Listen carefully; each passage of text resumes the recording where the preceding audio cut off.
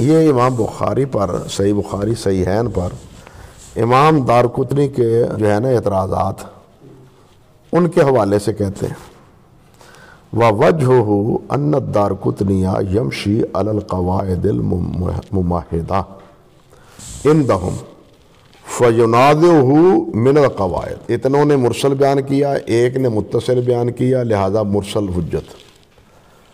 یہ اتنے حضرات اس زیادتی کو ذکر کرتے ہیں، اور جو نہیں ذکر کرتے وہ کم ہیں، لہذا جماعت کی روایت جو ہے وہ راجح ہے، لہذا یہ روایت جو ہے درست۔ یہ زیادتی ثقہ ہے اس کو ذکر کرنے والا، لہذا یہ زیادتی بھی قبول۔ یہ قواعد ہے نا، تو یہی کہتے ہیں فَيُنَازِعُهُ مِنَ الْقَوَاعِدِ، انہی قواعد کی روشنی میں ان سے نزاع کرتے ہیں، اختلاف کرتے ہیں۔ وَشَانُ الْبُخَارِي أَرْفَعُ مِنْ ذَلِكَ، لیکن بخاری کا مقام اس سے بلند ہے۔ وہ کیا ہے؟ فَإِنَّهُ يَمْشِي عَلَىٰ اجْتِهَادِهِ، وہ خود مجتہد ہے، وہ ان قواعد کا پابند نہیں ہے، خود مجتہد ہے۔ وَيَنْظُرُ إِلَىٰ خُصُوصِ الْمُقَامِ، مخصوص مقام جو ہیں، مخصوص روایات جو ہیں ان کو وہ دیکھتے ہیں، ان کی حیثیت دیکھتے ہیں۔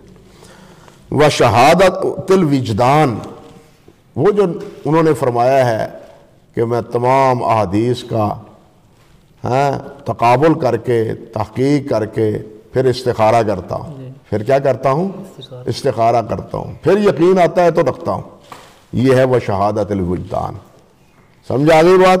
وَإِنَّمَا الْقَوَاعِدُ لِغَيْرِ الْمُمَارِسِ، وہ قاعدے تو جو ہوتے ہیں ہم طالب علموں کے لیے ہوتے ہیں، جن کو مہارت حاصل نہیں ہوتی۔ عَلَىٰ حَدِّ التَّحْدِيدِ لِلْعَوَامِ، عوام کو محدود کرنے کے لیے، ایک عمومی چیز کو مختص کرنے کے لیے یا سمجھانے کے لیے ہوتے ہیں۔ فیما لم یرد بہ التحدید، جس میں شارع کی طرف سے تحدید واقع نہ ہو۔ جس طرح فقہی مسائل میں یہ اصول ہے، وہاں بھی یہاں بھی یہی اصول ہے۔ وہ ہمارے شیخ مولانا عبداللہ امجد صاحب رحمۃ اللہ علیہ ونور اللہ مرقدہ فرمایا کرتے تھے کہ امام بخاری کا فیصلہ وہ سپریم کورٹ کا فیصلہ ہے جس کو چیلنج نہیں کیا جا سکتا۔ ہائی کورٹ کی عدالت کا فیصلہ، سول عدالت کا فیصلہ وہ چیلنج کیا جا سکتا ہے، سپریم کورٹ کا فیصلہ چیلنج نہیں کیا جا سکتا۔ اس لیے بخاری مسلم کا فیصلہ جو ہے وہ سپریم کورٹ کا فیصلہ ہے۔ یہی بات انور شاہ صاحب نے کہی ہے، سمجھے یا نہیں سمجھے؟ اس لیے وہ اس قسم کی روایات پر جو نقد کیا ہے، وہ امام دارقطنی ہوں، ابو مسعود دمشقی ہوں، یا ہمارے اس دور کے حضرت شیخ البانی ہوں اور ان کے تلامذہ ہوں، ہمارا کبھی بھی اس پر اطمینان نہیں ہوا۔ الحمدللہ ابھی تک کبھی بھی اطمینان نہیں ہوا کہ انہوں نے نقد کیا ہے اور اس نقد میں وہ صحیح ہے۔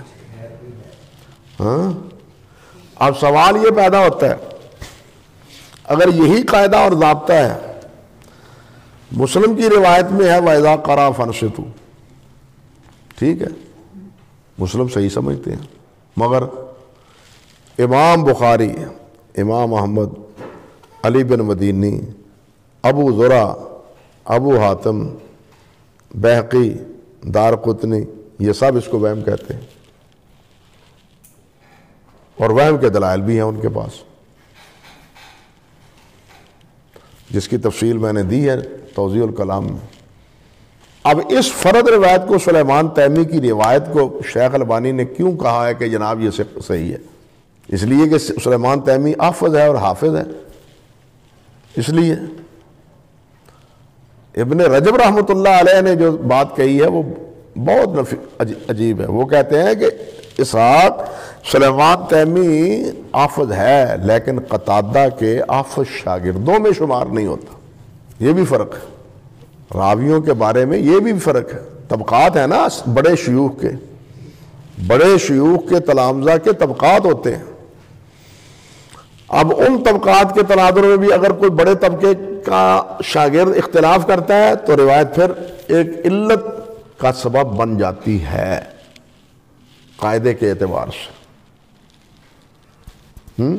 بلا استثناء تمام محدثین لا صلاۃ الا بفاتل کے اپنے کیا ہے من کان لہو ایمان فقرات الامام لہو قرا کو ضعیف کہتی، شیخ البانی اس کو بھی صحیح کہہ رہے ہیں۔ کیوں کہتے ہیں؟ کس بنیاد پر کہتے ہیں؟ اس لیے حضرت شیخ رحمۃ اللہ علیہ کے ساتھ ان کی تمام تر خدمات کا اعتراف کرنے کے باوجود بہت سے مسائل ایسے ہیں جن کے ساتھ ہمیں ان کے ساتھ اختلاف ہے۔ میں کہا کرتا ہوں کہ ہم تو کچھ بھی نہیں، یعنی ہم لوگ اس دور کے ان کے مقابلے میں تو اگر شاید بیٹھے ہوں تو گردن ہی نہ اٹھا سکیں، گردن ہی نہ اٹھا سکیں ان کے سامنے اگر بالفرض بیٹھنے کا موقع ملتا ہوتا۔ مگر یہ بات اپنی جگہ، ان کا احترام، عزت، وقار، خدمات اپنی جگہ، لیکن جب وہ امام بخاری کے سامنے نگاہ بلند کر سکتے ہیں تو ہم جیسے فقراء بھی آنکھیں کھول سکتے ہیں۔ بات سمجھے یا نہیں؟ ہم جیسے فقراء بھی آنکھیں کھول سکتے ہیں کہ جو انہوں نے لکھا ہے ٹھیک لکھا ہے یا نہیں لکھا۔